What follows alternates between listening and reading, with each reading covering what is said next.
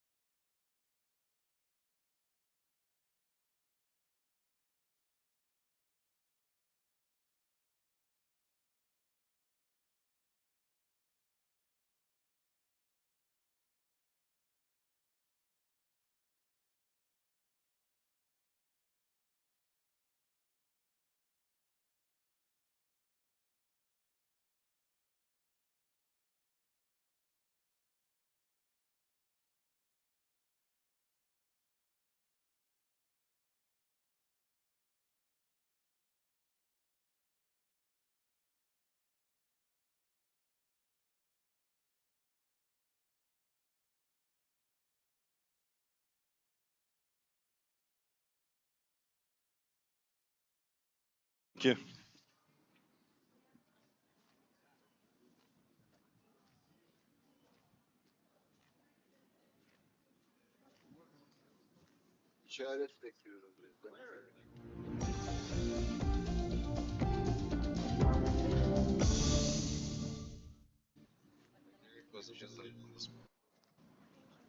I think there's a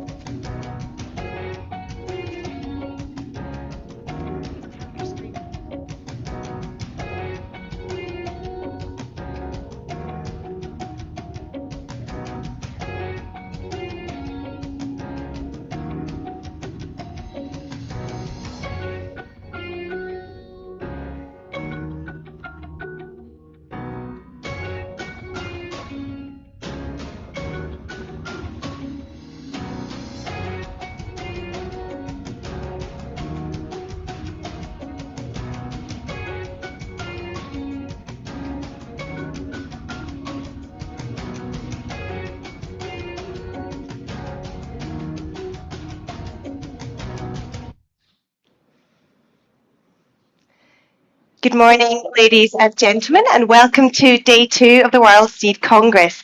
This is our second time this year actually trialling a new format. So we're here in the plenary room, and it's slightly more for those watching from home. It's tucked away from the main exhibition floor. It's meant to be a little bit more intimate, a little bit more to encourage some dynamic flow of conversation to get everybody contributing. So we do want this to be a little bit more of a discussion this morning, as well as hearing from our panelists too. But we're kicking off by looking ahead to the UN Climate Conference COP30 in Brazil and turning a spotlight on why climate resilience starts with our seeds. We'll explore the critical role of agriculture, particularly the seed sector, in shaping resilient, sustainable food systems. I'm thrilled to be joined by a brilliant panel who'll unpack lessons from the past, the role of seed innovation in climate resilience, and the concrete steps agriculture must take to deliver real solutions at COP30 and beyond. I'm firstly going to pass over to a colleague, Ben Rivoire, who is the ISF Sustainability Lead and also support for Environmental and Social Responsibility Working Group, to do a little bit of scene setting for us all. Thank you, Claire, and good morning, everyone. It's a great pleasure to welcome you also here in this day 2, Innovation Day. And we also wanted to explain why this climate discussion was important for us within the scope of the seed industry. We hear a lot about climate every day, climate change, climate adaptation, climate mitigation. And it's a relevant topic for also us within the seed industry to look ahead and to see what is our contribution, to explain that. So 3 years ago, a specific working group was created within the ISF structure to gather those experts to really discuss the matter, what we are doing, how do we engage, and where do we want to go next. And I think the panel today will be a great opportunity to explore other initiative from other association and industry toward the same kind of topic. Also to explore collaboration and see what could be an effective and efficient partnership, but then also to bring some stories from the ground and from the seed industry. So thank you for your time. Let's explore, let's engage, and we are really looking toward the next step as the seed industry, but also together with the other one. And thank you for your time and enjoy the discussion. Over to you, Claire. Thank you very much. Thank you very much, Ben. So let's meet our panel this morning. We've got Lloyd joining us from IICA. So he's the Deputy Director General of the Inter-American Institute for Cooperation on Agriculture. We've got Tamara Muruetagoiena. She's Vice President of Sustainability at the International Fresh Produce Association, and Cristiane Lourenço, who's Director of Global Regenerative Agriculture at Bayer.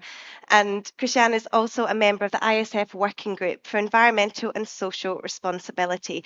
I'd love to ask all of you to share a little bit about your priorities leading up to COP30, what activities are going to be keeping you busy, and why climate resilience starts with seeds. Lloyd, I'm going to come to you first.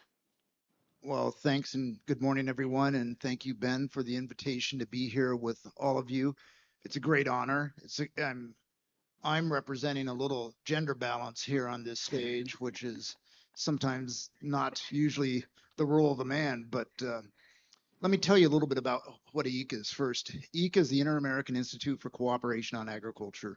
We represent the ministers of agriculture of the Americas, so from Canada in the north to Argentina in the south, 14 member states in the Caribbean. And by representing the ministers of agriculture, we represent the farmers across the Americas as well. And our kind of journey into the COP has transformed. In the past, what we did is we really worked very closely with the staff in the ministries of agriculture to, and get engaged in the negotiations. But that changed about 5 years ago when a couple things happened. First, there were the MRL restrictions that the EU put in place on agriculture from the Americas, and we united the Americas to really stand up and say, you need to make these based on science. That was in 2018, 2019. But then in 2019, two things happened. First was the One Planet Network came to our home to begin this discussion on what they called food systems transformations. I wasn't sure what that was, but I found out it was the whole world of NGOs and environmentalists saying that agriculture was terrible. And we said, wait a minute, that's not the case at all. And then on top of that, we had a report by the Eat Lancet Commission that said that livestock was responsible for all evils in the world, especially climate change. And so we began working with the private sector, with our colleagues in the fruit and vegetable sector, in the seed sector, in the technology sector, in the livestock sector, and then all the ministers of agriculture in the Americas to really come together in preparation for something called the UN Food System Summit. To say, you know, agriculture is not the villain, agriculture is part of the solution. So we had 16 messages that we presented to them in Rome at the pre-summit. And they had three fundamental premises. First, that farmers need to be a part of this discussion. They weren't. They still aren't, but it's getting better. The second is that science, not political science, not ideology, needs to be the foundation for public policy. And the third is that agriculture needs to be viewed as part of the solution. No other sector can reduce its emissions while at the same time sequestering carbon as agriculture. And so we began in the COP27 in Sharm el-Sheikh, what was called the Home of Sustainable Agriculture of the America, our pavilion at the Americas. And it brought together people from across the agricultural sectors, from across the Americas and really around the world. They came to our sector because it was really the only safe place for agriculture in a COP. And then we redid it again in Dubai, then again last year in Baku. So now we're getting ready for Brazil because the whole world's going to Brazil. We're not sure if there's going to be any hotel rooms for all of them in Belém, but there's going to be a lot of activity around that. And so we're excited to be there. We're going to be part of the agri-zone, which Embrapa is setting up outside of the blue zone and the green zone. It's going to be a special zone for agriculture. And we're going to welcome all the ministers of agriculture. We're going to have a pre-COP ministerial meeting in Brasilia. And then we're going to all hopefully go to Belém. And again, raise the voice for the importance of agriculture, the importance of science and innovation. And the seed sector needs to be a part of it because seeds are the delivery mechanism for any innovation. And there's so many things happening in seeds, and we've heard about this all yesterday. Everyone's been talking about gene editing for a long time, and so we're delighted to be a part of that. Thank you so much, Lloyd, and look forward to unpacking so many things that you're mentioning further on in the discussions. Tamara, I'm going to come to you next. What are some of your priorities and what you're working towards? Thank you. So I think that, like Lloyd, I should say a little bit what the International Fresh Produce Association is. So we represent the global fresh produce of fruit, vegetable, and flowers companies around the world. We represent the entire supply chain. So from seeds to growers to retailers and solution providers like packaging companies and logistics, etc. What do we want to do at COP? That's a very interesting question. So two things. And one thing that is very important to Lloyd alluded to it, and that unfortunately we in agriculture have to go to COP a bit with a defensive message now, because for some reason we have been attacked as we are part of the problem when agriculture, it is part of the solution. In fact, fruits and vegetables are a solution to climate, because if you increase your consumption of fruits and vegetables, you improve your health, you improve the health of the planet, you reduce your carbon emissions. And by furthering sustainable and regenerative agriculture, which we're really invested in, we're going to take it a step further. And that's the message we want to bring to the world, that really changing that narrative around agriculture. And I think that that negative narrative right now exists because of something that was talked about yesterday, and that we in agriculture, seeds, producers, etc., we don't do a good job at telling our story. And the majority of society today is very detached from agriculture. And then our politicians are detached from agriculture as well. So when they make decisions, they don't really realize that this is food we're bringing to the world. We're feeding people, and we're invested in sustainable agriculture much more than people realize. And we also need to do a better job at telling that story. So that's kind of what we want to do at COP. We look forward also to being there with other agricultural organizations. Last year, I was in Baku with Lloyd and others, and I realized how powerful that was. That our voice is very united. We have a very clear message to bring to the world. And I hope that with time, we become even stronger, because the conversation has been focused very much on fossil fuels, very important, of course, but we have a great message to bring to the world. Tamara, thank you. It's so interesting you're both bringing forward that idea around narrative. I know the line that was used yesterday in one of the panels was, we're great story writers, but not great storytellers. I'm sure we'll get into that a little bit more. But Cristiane, coming to you next, can you share a little bit about your priorities? Sure. And I think talking about storytelling, I want to go back to what you asked first about why climate resilience start with seeds and share a story. I think that's a good way to show how seed technology can be part of the resilience, right? 2 years ago, I had the opportunity for the first time to go to Africa. I don't know why it took so long for me to visit Africa in all these years work sustainability, but I was there. And when I was visiting the country, we had meetings in Nairobi, and then, of course, we went to a field trip. And during this field trip, like around 2-3 hours out from Nairobi, I met smallholder growers there. And there was one smallholder that called my attention. So her name is Spirit. She's a lady, she's about my age or maybe younger. And she told us that she was struggling to provide to her family, right? So she was working agriculture, probably very low technology. She was struggling with droughts, temperature change, so all the climate effects that are taking the farms. And then one day she was approached by one of our Bayer team there that invited her to test one of our new tomato seeds. It's a variety we have in Asia and Africa called Ansel. And the key benefit about that variety is productivity, of course, and then also increase of post-harvest shelf life. Why that's important for Africa? Because those communities, they don't have a good transportation from their production, right? So when we brought a variety to Period and the other farms in the region that they could harvest, and they were able to send those tomatoes to sell in Nairobi, they could reach the market and they could have less losses and more quality when get there, right? So what she told us about her story is after 2 or 3 years cropping with that new technology, with the growing tomatoes with Ansel variety, she was not only able to provide it to her family, but she was also becoming a key entrepreneur in the community. So by the time I was there 2 years ago, she had 40 employees. So imagining a few years before, she was struggling to survive, to feed her family. And then because of the seed technology and all her effort there, of course, right? She was now an entrepreneur helping to develop the community. So I think that story tells very well why I believe climate resilience starts with seeds, right?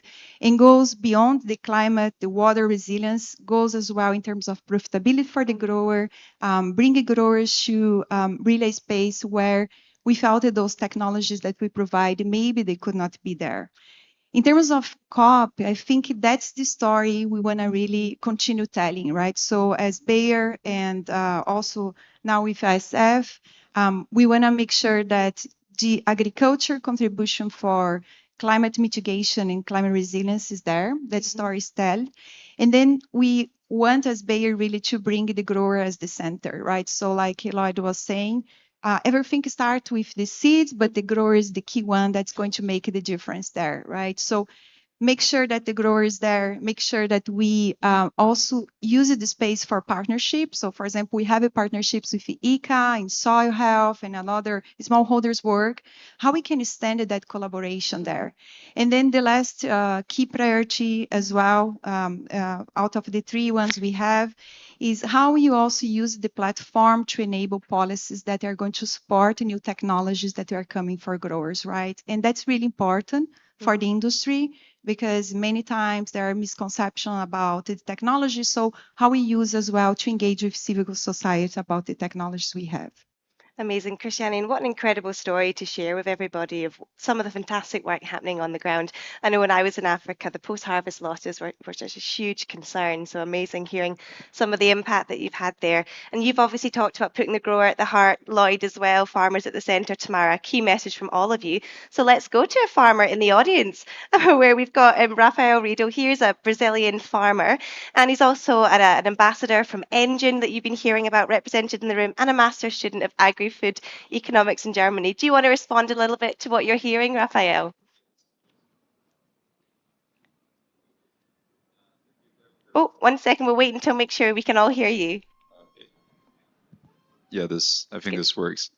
Yes, thank Claire for the introduction. Thank Cristiane, Tamara, and Lloyd for all the remarks, and many thanks to ISF for receiving us here and for giving the opportunity for a young farmer and also a young person to speak here. We have a nice space there, and it's very good to have our presence here. It's very good to have our voice heard.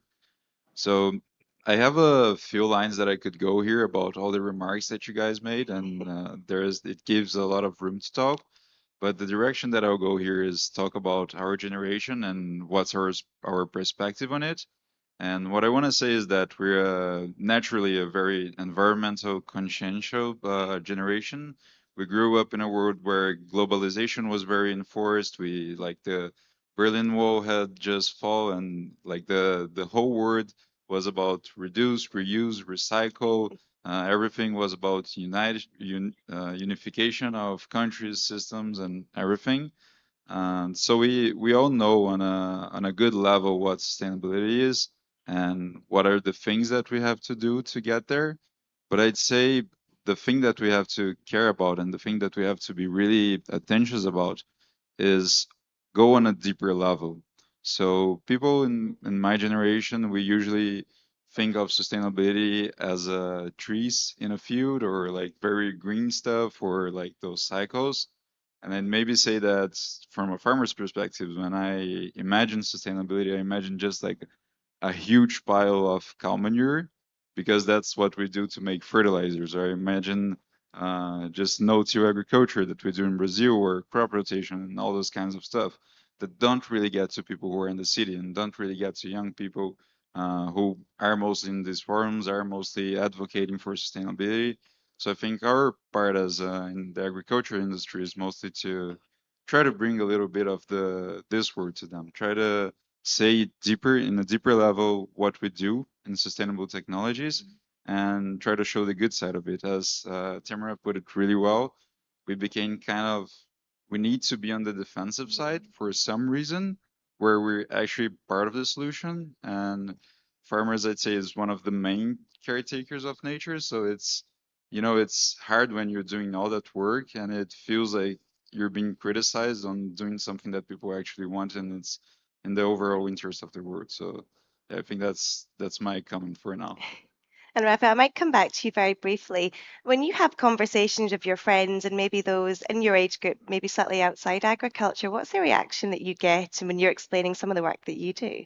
Yeah, so I lived outside of the farm for a while. I studied, like, I'm from the Midwest of Brazil, very country, very, yeah, farm-like. But then I studied in Rio for a while, and I saw that people were very not conscious about this whole part, which is 25% of Brazil's GDP. So it's kind of weird that people, like, it's a big part of our economy, it's a big part of our country, and my peers had no idea about like how the industry worked. They sometimes they value it. There's a good economic perspective, but also there's a huge it's prejudgment on the industry. I'd say, like, I don't know if that's an English word, but yes, there's a huge prejudgment on the industry sometimes that it says, like, it's on the narrative. It says that it destroys the environment. It says that we don't take care of stuff, especially with the the narrative about fires and people not understanding what happens on a deeper level in that sense, or deforestation, which is, I can talk about that for hours if you want. Like deforestation in Brazil, it's something that I'm like, we have a really strong forest code and farmers really value it. We have to preserve a lot of we have to preserve at least 20%, and in the Amazon it goes to 80% by forest code. and then people keep thinking that we're the ones who are putting down forests. People keep thinking that we're the ones who are destroying everything. So it's kind of tough to when you go to the city and you talk to people and they say that you're not doing a good job when you're actually trying to do the most of what you can. Thanks, Rafael. And for those that are really interested in that conversation on misinformation, there is actually going to be a panel tomorrow morning looking specifically at disinformation, misinformation within the seed and agricultural sector, which I'm sure we'll get our teeth more into that subject. But thanks, Rafael. And I'll come back to the panel just now. And Tamara, I'll come to you just to hear a little bit more about some of the key priorities around sustainability for IFPA. You told us a little bit about it. I'd love to hear some more detail. Yes, of course. I talked about them yesterday. I'm happy to talk to them again. So, because we represent the entire supply chain of the fresh produce and floral industry, it all starts with seeds. So I'm going to start with seeds and producers, logistics, and retailers, all the way to the consumers. So if we start with that kind of mindset, one priority definitely is regenerative agriculture and sustainable agriculture. So Cristiane, for example, is a member of our Sustainability Council at IFPA and part of the Regenerative Agriculture Working Group, because we want to, in our industry, we want to lead that conversation. When we move from farming, we have to think about social responsibility. So that will be another priority for us, fair treatment of labor there. Moving on to the supply chain, of course, climate change. This is all what we're talking about here today. So from two angles, from a resilience standpoint and adaptation standpoint, but also mitigation. In our industry, mitigation is all about reducing nitrous oxide. Let's get a little scientific here. And also reducing carbon dioxide by improving our logistics, because that's where the footprint of our industry is for the most part. And then we're fresh. So it's all about food waste. So we have a huge challenge there to tackle food waste, because it's just kind of part of our world. And last but not least, this is such a difficult topic, and that is packaging. Such a huge part of our conversation on sustainability. And you've obviously mentioned regenerative agriculture there. Cristiane, passing over to you to even to share a little bit about more of your priorities within this area and wider. Sure. So Bayer has kind of more group level priorities that are related to our operations. So how we are more sustainable, how we increase our social footprint, and at the same time we reduce our environment footprint. So we have goals in terms of carbon reduction in our operations. And here we are talking about our seed growers, because we also are farmers, right? And then going through our manufacturing sites, logistics, and everything. Water is another priority, waste, so all the key sustainability areas for operations. So that's one part. And then in the crop science division, we also have key priorities related to how our solutions can enable growers to be more sustainable and also scale Regen Ag. Right, so regenerative agriculture is one of our key visions. We see this as not the why, but how growers can get resilience, can be more sustainable.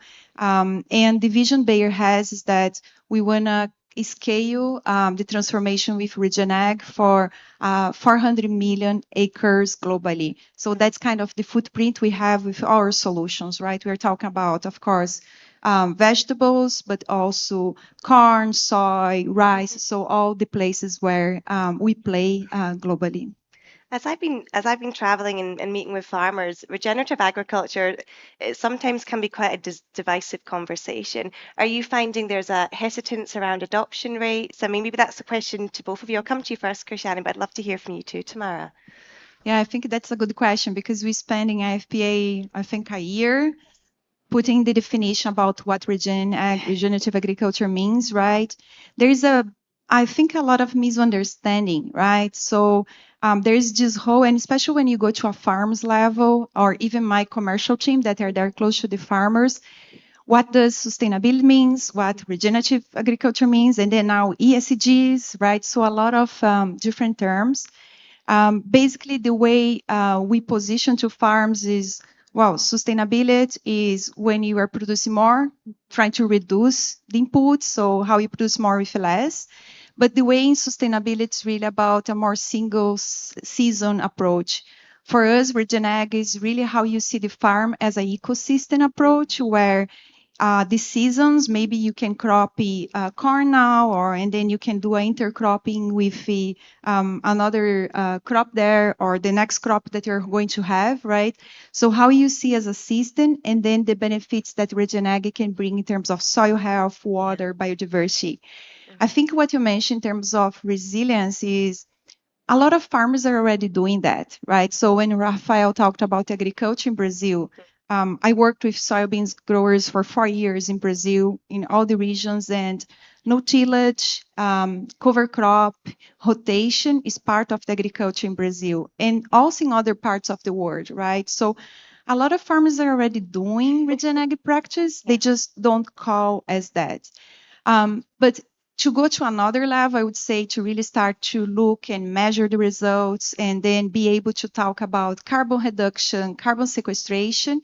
I think the challenge the farmers they have are kind of around the technology that can enable them with those practices, knowledge. So a lot of farmers don't really have the knowledge on how they measure or what they implement or how they can rotate. We did a study with the Harvard University in US, and for example, in California, 30% of the cost to implement Regenag is coming from knowledge, like consulting companies and everything. So there is a gap there. And then finance. So when you're going to implement those new practices, you have to invest. So farmers need to invest. And there is a transition period where probably their profitability are going to go lower until it gets up. But what's nice about Regenag is that once those practices are implemented over years, I read an analysis done by McKinsey Consulting, where they published last December. Farmers in US, they use they study corn and soybeans in US. Farmers in US that were doing regenerative agriculture practice, they were able to produce between 10-30% more. But the most impressive thing about Regenag, and connects to our talk today on climate resilience, is that they found out that US growers that are doing those practices, doing extremely weather conditions like drought or temperature change, those farmers were able to keep their yields by 95% of their usual yields.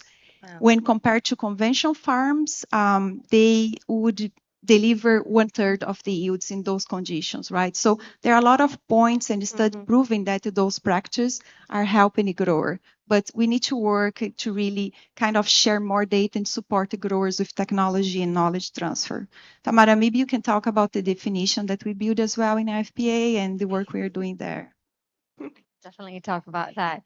So I think at IFPA, so a little bit of context on regenerative agriculture. So about 10 years ago, regenerative agriculture was this fringe concept. It was cool, it was there, but not quite there. And then I don't know what happened, but in 2023, some of the largest companies around the world in consumer goods, they declare themselves regenerative. So Nestle, Walmart, Bayer, etc., General Mills, you name, PepsiCo, you name it, so many of them. And then we realized, wait a minute, this is a tsunami that is going to come to us, and we better be prepared for it. So as Cristiane was saying, we were looking at, okay, what is regenerative agriculture for us, for the produce industry? And we looked at what definitions out there were in the world, and most of them said things like, oh, you need to bring animals into the field. We can't do that in growing fruits and vegetables because of food safety. That's a no-no for us. And in other practices, also different from other parts of agriculture, fruits and vegetables, there's a high percentage of organic agriculture. How is organic agriculture fit into all of this? Is regenerative organic? Is organic regenerative? What is it? Is it conventional? So what we decided at IFPA is that we wanted a definition that was good for us, for our industry, but it was inclusive. And we wanted every company that wanted to embark on their journey for regenerative agriculture to do it from day one, not to have to wait 3 years to be regenerative. It's just a journey, and we wanted to provide a North Star. And in that definition, we build different blocks.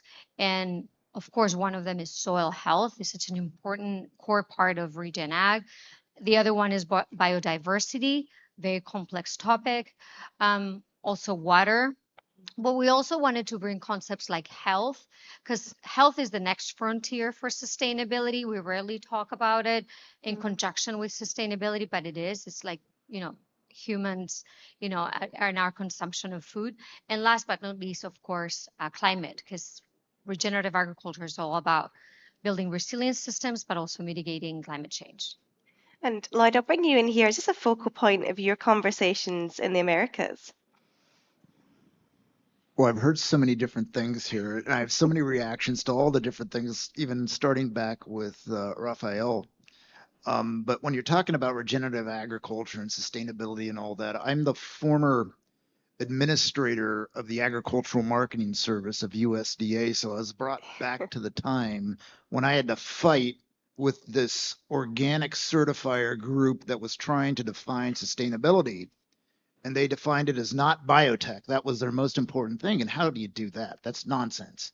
And so I had a big fight with them about what is sustainability. And I think regenerative was kind of taking up the mantra, this is the new sustainability definition. And then they want to power all this stuff down onto the grower and to the farmer and greenwash to some degree the big companies and other organizations and say, oh, well, it's all the responsibility of the farmers. And if you think about it, farmers are the best stewards of the land. They don't want to spend more money on any kind of input that's going to first cost them money and cost them profits, but also that's going to have any impact on the land. And taking care of your soil, I think, is part and parcel of being a farmer. And we work very closely with Bayer and other companies, Pepsi, Syngenta, on something called Living Soils of the Americas. And we've contracted Rotten Law, who's the World Food Prize winner, a Nobel Prize winner on soils. And he has a nice definition of taking care of the soils. And he uses it as simple as it's really taking care of your bank account. Soils are like a bank account. We heard about it in the plenary about how there's 8 billion microorganisms in a spoonful of soil. You want to continue to invest in that soil so that you can reap the dividends and the interest that bank account, that soil will create in the harvest.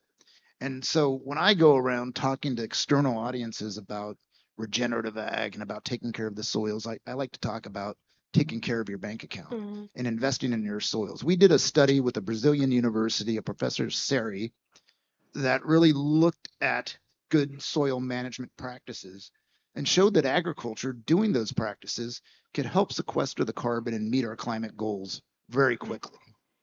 And I think farmers are doing that, and we will do that. And so changing the narrative is really important. Rafael talked about his counterparts from the cities that don't really understand agriculture, even in a country like Brazil, where 25% of the GDP is agriculture, and 46% of that is livestock. Wow. People point to them as being the villains in the story, and they're really not. And I look at what policy can do for taking care of a lot of our climate goals, and you look at policy in California and investment in California. They've reduced their methane emissions. Well, the goal is by 46%. They've already done that in half in just a few years by investing in digesters and in good practices. And they're so successful that all the environmentalists are upset because the dairy sector stays and is remaining as becoming a real good story in California. So there's a number of different avenues to talk about this discussion. But what's really important, and I think going back a little bit to Rafael and educating people, is making sure that people understand agriculture, making sure people understand seeds. And there's a movie that was put out by Iowa State University and their Seed Center a few years ago that is absolutely beautiful. And it really tells the story of seeds. And I bet very few people have even heard of that. And I don't know if anyone is here from Iowa State, but I'd urge you to go look for that movie because it tells the story of seeds, and use that in your company, use that in your institute, in your organization. I try to use it in mine because the story of a seed everything starts with a seed. And one of the chapters starts with your morning. You wake up. What are you covered in? You're covered in a sheet. Where does that come from? It comes from cotton. You know, you go to breakfast or you take a shower. Cotton again. Soap. What about your coffee in the morning? That starts with a seed, or your fruit. Everything starts with a seed. And now, thanks to bioeconomy, everything from chairs to tables to everything else is going to become part of that circular economy that is going to help transform agriculture and transform the world from a fossil fuel based economy.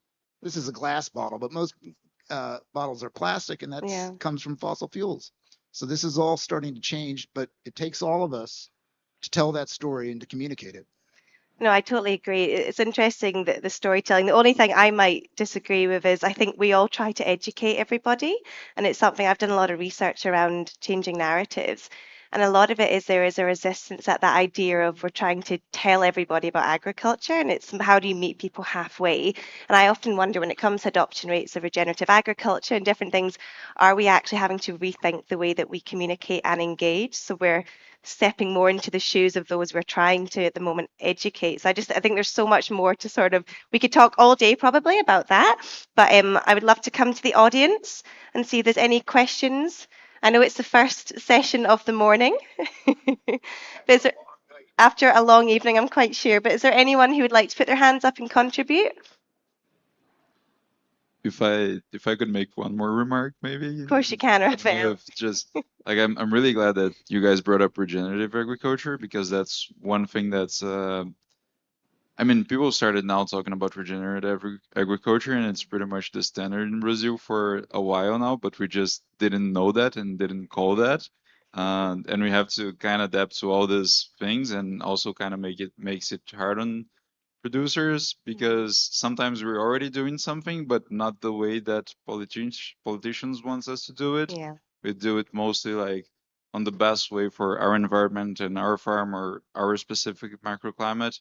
And then that's one thing that I also think that people, it would be a better word if people were have a better notion of locality and how like rules apply to the local places, not only to try to make like a general thing where it applies to everyone and it's just, you know, doesn't ends up not working at all and you have to redo it. And yeah, It comes back to your point earlier about that lack of depth too. I think often when it comes to misinformation, it's not having an understanding of different cultural contexts, climates around the world. It's definitely.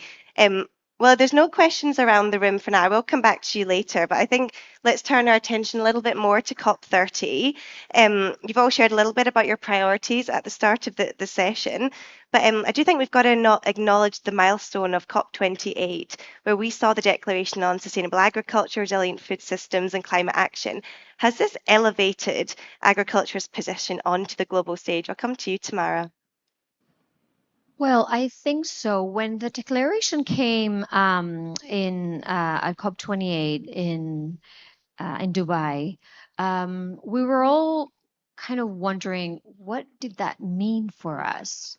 Because we knew for fossil fuels it meant a lot about transforming industries, and we wanted to know more about how these leaders around the world wanted to define us and agriculture and what they wanted to do with agriculture. So to be honest with you, I don't think they're quite there yet. In Baku last year, we didn't get a step further, a very clear definitions of what they wanted out of agriculture, what the goals were. So I think is we need to do it ourselves. We, the agriculture sector, have to tell the politicians what is that we do and what we need from them. And I think it's been brought up here before, and that's kind of our message to COP30. We want politicians to be our allies, and we want them to invest in innovation for better agriculture. And when I say invest, how do they invest? They have many ways of helping farmers and growers around the world with new technologies, new varieties, etc., to be more regenerative, sustainable, and climate friendly. So that's kind of what we want out of this COP30 and what we hope. Thank you. And Lloyd, one of your 3 priorities at the start was about getting farmers and growers at these tables. How is that possible? How can we make sure that at COP30 that growers and farmers are front and center? Well, I think farmers and farm organizations across the Americas and around the world are very much involved now, and they're excited, but they're not listened to still.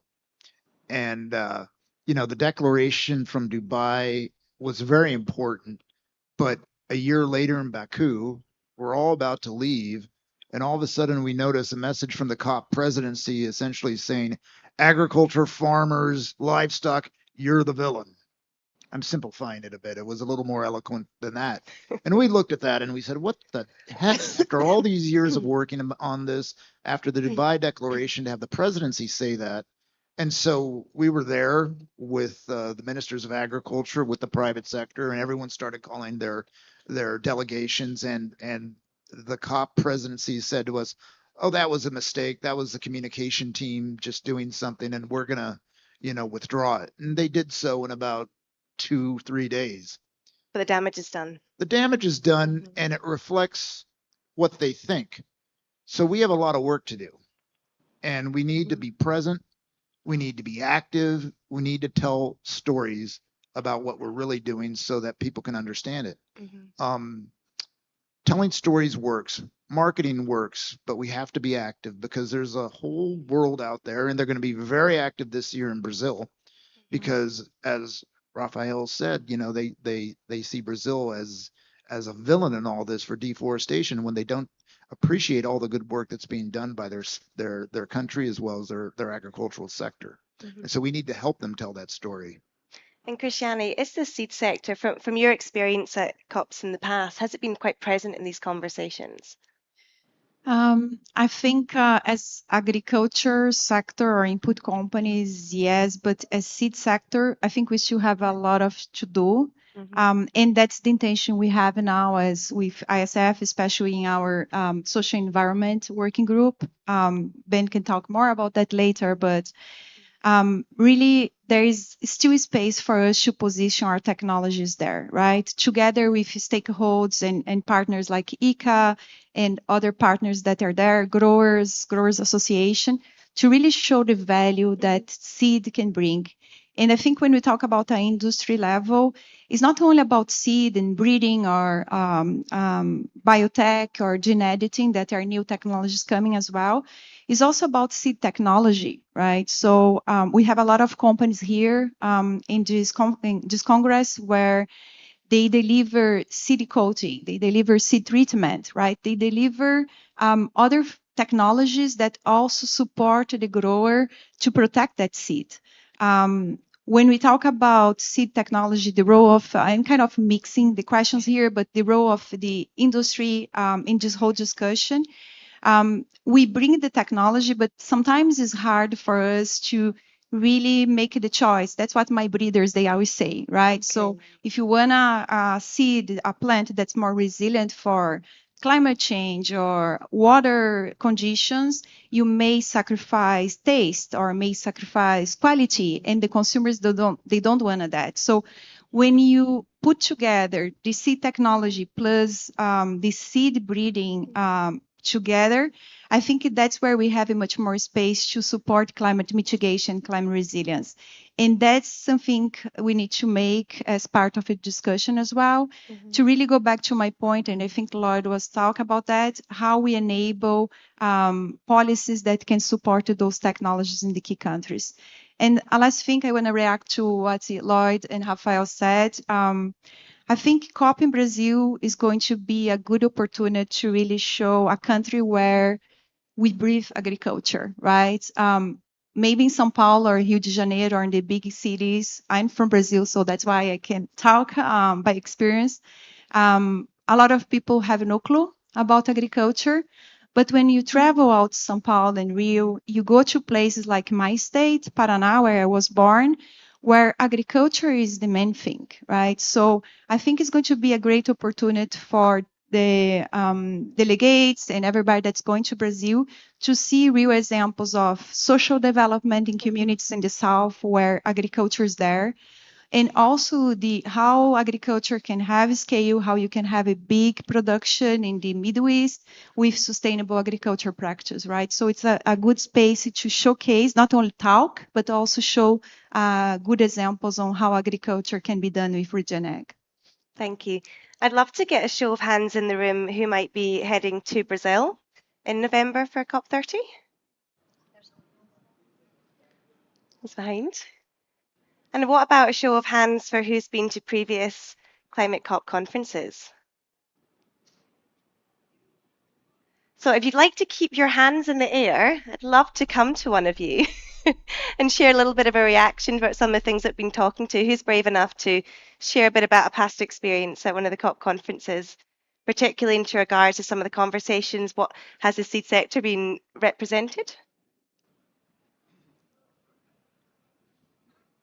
So maybe, yeah, maybe I will intervene on this one. Indeed, we were there last year. We were there at COP27, also in Sharm el-Sheikh. So we are starting. But the question is, it's not just being there, is how, what the impact you're also bringing. So you can have different ways of impacting the discussion. First, to be invited at the negotiation table with some bilaterals, with some countries that also want to support this notion of the contribution of each actor throughout the value chain. There is the communication element, indeed, how to engage with media and to tell our story. And we started also on this one, but indeed, alone we can bring a story, but together it's even more impactful. And that's also why working with those other actors along the value chain, like with the food retailers and the farmers on the other side, is more impactful.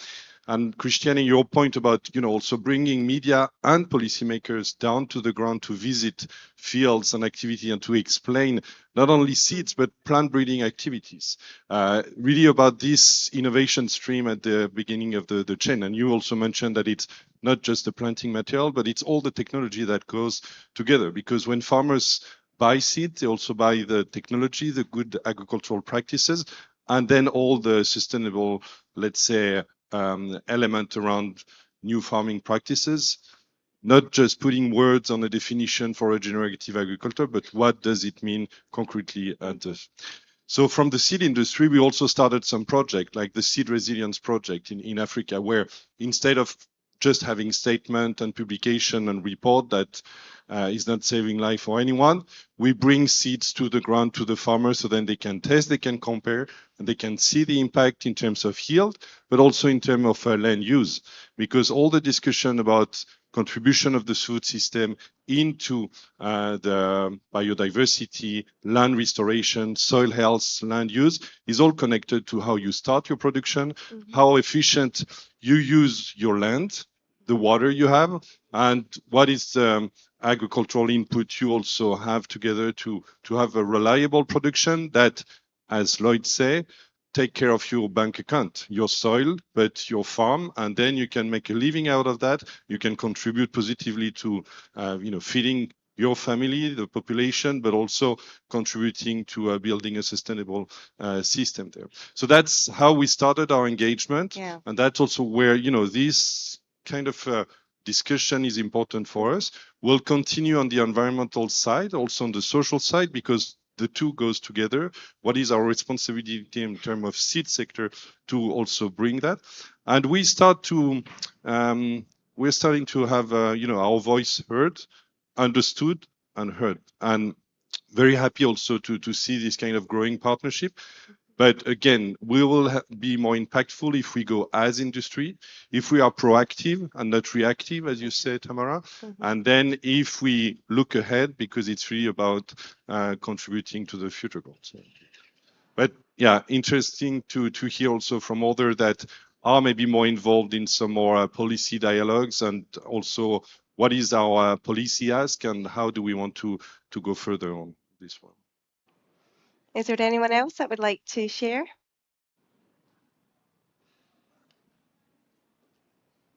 Thanks, Michael. Yeah, thanks. Michael, Secretary General, ISF. Perhaps I was in Sharm el-Sheikh and I think I discovered a world where you had hundreds of things happening at the same time. You're lost somehow. Let's be frank. And it's also important here. We are very open between us, and therefore I'm always struggling. Should we go? Not because if you go, somehow you have hundreds of activities happening at the same time, and sometimes you have the impression it's just sometimes even the same faces speaking on different topics, or the same topic is happening at the same time in different booths.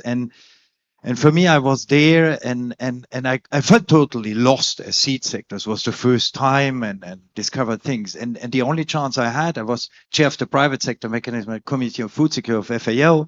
I was invited to lots of panels thanks to that, not because of seeds, because of that. That means the only call from my side, and perhaps also from Lloyd and Tamara, to understand is we know exactly there's even competition at the COPs to be seen, to be recognized. Yeah. The question mark, what can we make happen there? You know, that's the same question I have. Should we go Food System Summit, which is taking place in July? I went twice. I told twice we need to consider if we should go. This is the meetings are important, but what is our impact during these meetings? It's another piece. And that's where we should be strategic. In any case, we need to organize. But that's very open, where we are very openly struggling with. Is it impactful? Is it needed? Or should we organize ourselves perhaps in different ways, even between the private sector, because we are doing so many things in the same way? I wonder, Michael, I'm going to come back to you a little bit. I often think when we have meetings like this, everybody is used to being in the same room, the same conversations, we all share the same knowledge, that when you do step into these environments where everyone's competing for interest, it's like with a new government coming in, everyone's competing for the purse strings, aren't they?